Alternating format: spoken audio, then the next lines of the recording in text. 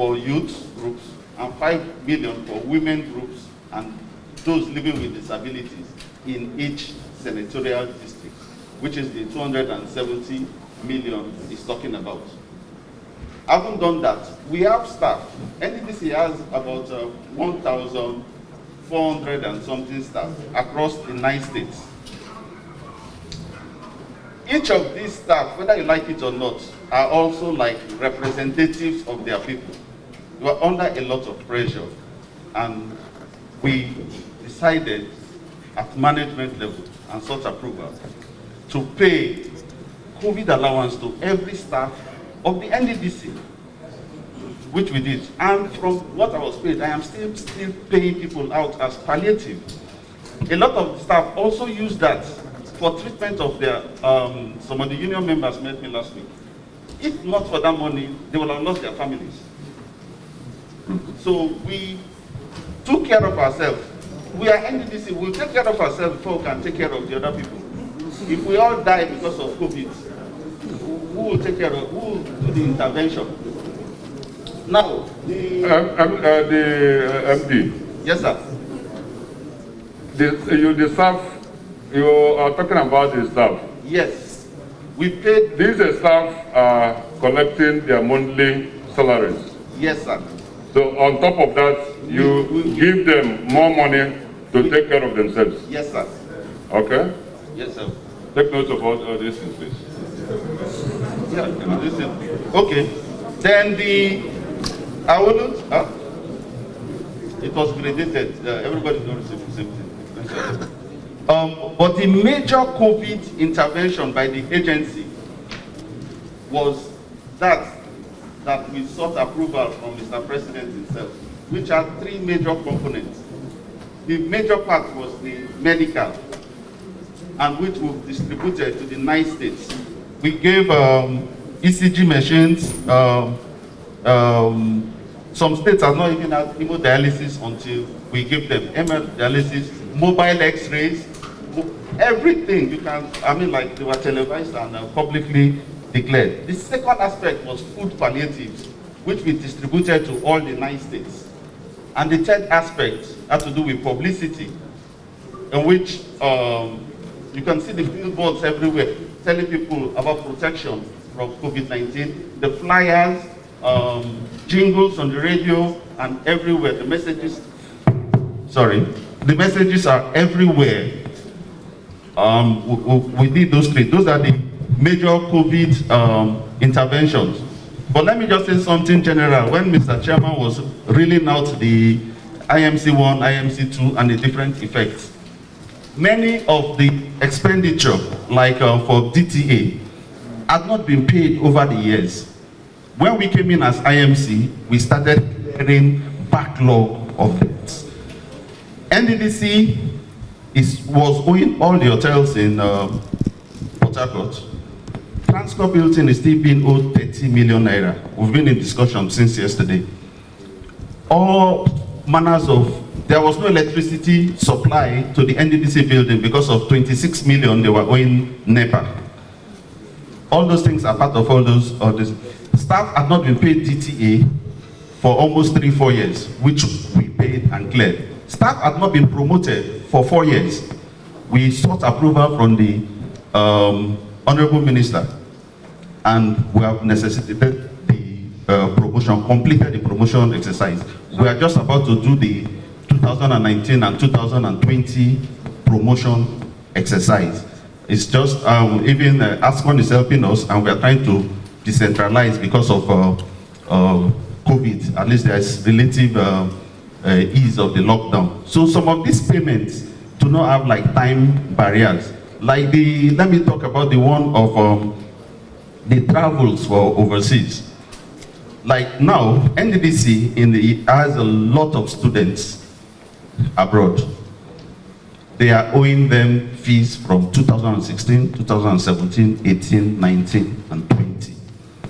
The process, right now as we speak, we are clearing the backlog. We just want to clear everything and remove ourselves from stigma. Sorry, before you leave that subject, yeah, can you speak to the 13 or 14 Yes, I'm coming to that, sir. also staff of Yes, I'm coming to that. That's what I'm trying to say.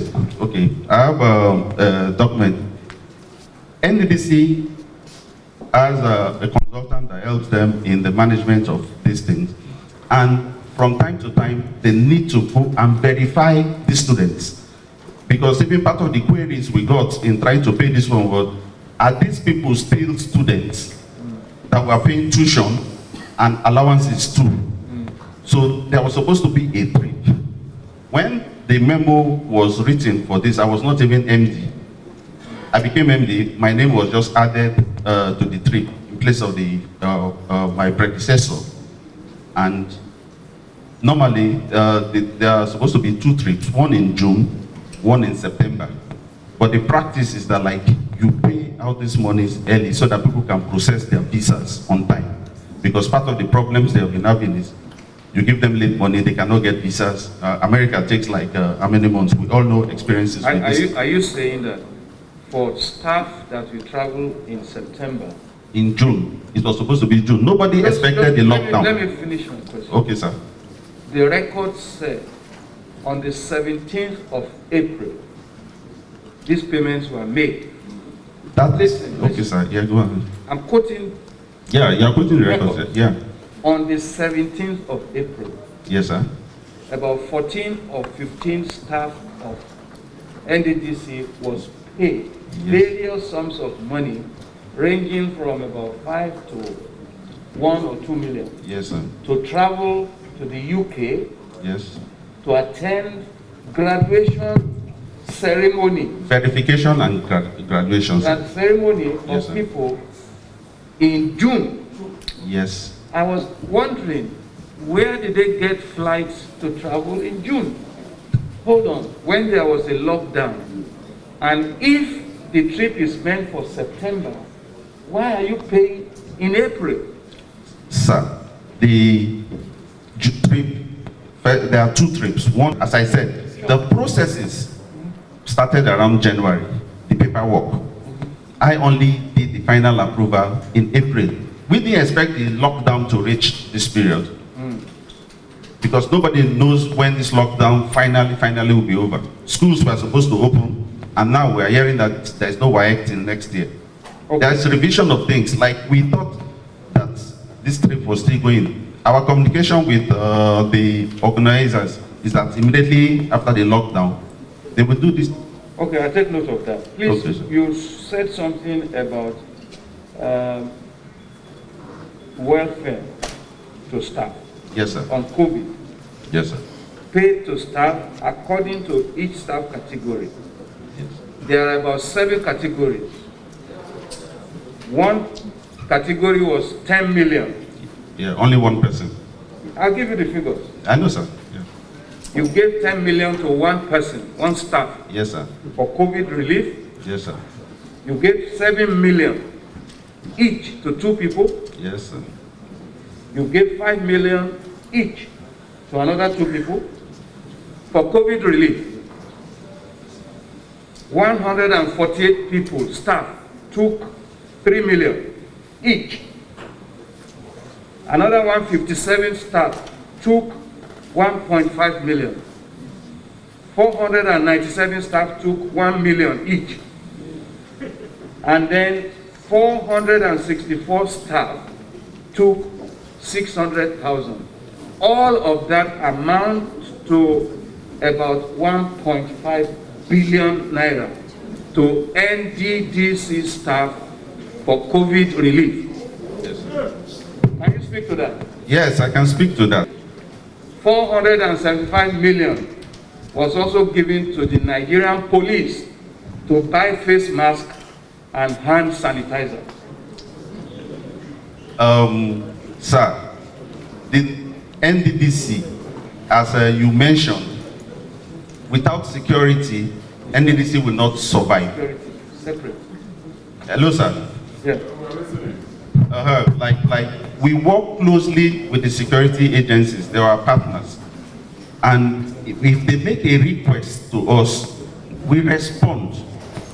A request was made from the High Command of the Nigerian Police Force for assistance and the management looked at it and approved something for them. I don't know if that's an offense, sir. Thank you. That's it. I want to know which police statement was governed. Hello? Which what? Yeah, this is 475 million. Yeah. I want to know which police state police command got that. We do not deal with states. We dealt with the police high command, and we do not go to ask them what you have done with it, sir. You provide for this committee the number of people who benefited this? Since you don't know the police, the command, can we have this? Then we'll need to write. We'll need to write to the. I'm coming. To the high command. Part of this is also the personal protective equipment. All these things are part of it. Can we have idea the area, the number of the police not minding from any location where they were assembled to work with you? How do we, to just get this is to a breakdown of this is so that we have idea. The number of policemen that work with us. Yes, divided. I got this 475 million worth of materials. We have given that to the police high command, and they have not given us a report of how they have expended it. We will expect a report from that. But hello? Yes, it's a grant, sir. A grant? Yes. It's intervention. That's what we are for. Like we work in partnership. Let me give an example. In the convoy I use as MD, 2 of the vehicles belong to the Nigerian police. They not donated. They lent us 2 vehicles. We work hand in hand. Without them, we are in trouble. So if they make a request, we'll say no. When we make a request for vehicles, they give us. And we know that the police, I don't want to talk about that. It's not my... Okay. Please, I want to get to why not the... very long, sir. So yes. You can take further questions. Money paid to the police for Kofi is for the 9 states of the Niger Delta region. It's not, is for each of the states, each of the police command. They didn't have, the provisions was made and the request came. And when the request came, the management asked for approval, and approval was given for this money to be paid to the police, and the equipment were bought and sent to the 9 states of the Federation, of the Niger Delta region. It's not for the, that's how that money was spent. Now, the Lassa fever issue, payment, it was not, that contract was not issued by us. We met that on grant. And I explained it earlier. When the IMC1 came on board, that matter, the directors, the bureaucracy refused payment of that money. But we didn't know when the MD decided to pay. And I have given you the memo and where it was refused, where it was refused that they should not pay. But she went ahead and paid. And the minister was not involved, the minister was not informed. Myself, I didn't know about it. And that is exactly why we brought it out and then showed it to you that we were not aware of this last article. It is not for us to, you kindly have to rely on the explanation from the past acting MD. Thank you. Okay. We didn't contract it. It's not IMC did not contract it. You didn't do this one? No. Okay. Which one are you talking about? Sorry. Distribution of which one? Yeah, between February to May 2020, let's have a report. That's what I'm talking about. Oh, okay. You see, the main contract for the Lassa fever is one approved by Mr. President, which is 6.25 billion. Mm-hmm. COVID, not the Lassa fever. And that one was for by emergency procurement. And in emergency procurement, when you have like pandemic that we have, what the emergency procurement were thoroughly followed. You can ask the BPP. You can, and to make sure that nobody has a misconception of it, we informed the minister of what we intend to do. The minister informed the president, and approval was given. And that was how the contractor was selected. So you follow the due process by now. And immediately the distribution of the palliative is still ongoing as we sit here, as we are speaking. Once it is completed, we will write formally to BPP to explain how the palliatives were distributed. Okay. In the document I gave to you, we met it. It got nothing to do with us.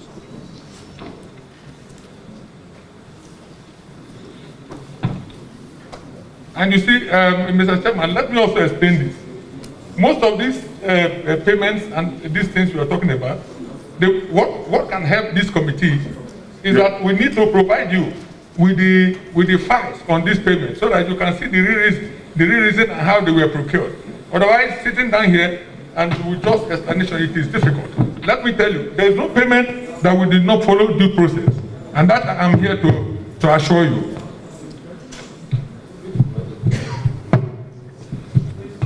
These documents are stuff. Director of PMS, how many, your documents, your files, how many are they? So many. So it is, we cannot stand here and start to answer you all these ones. So when you come, we will sit down and show you, because until you see the way these things were procured, you cannot understand why these payments were made. And let me also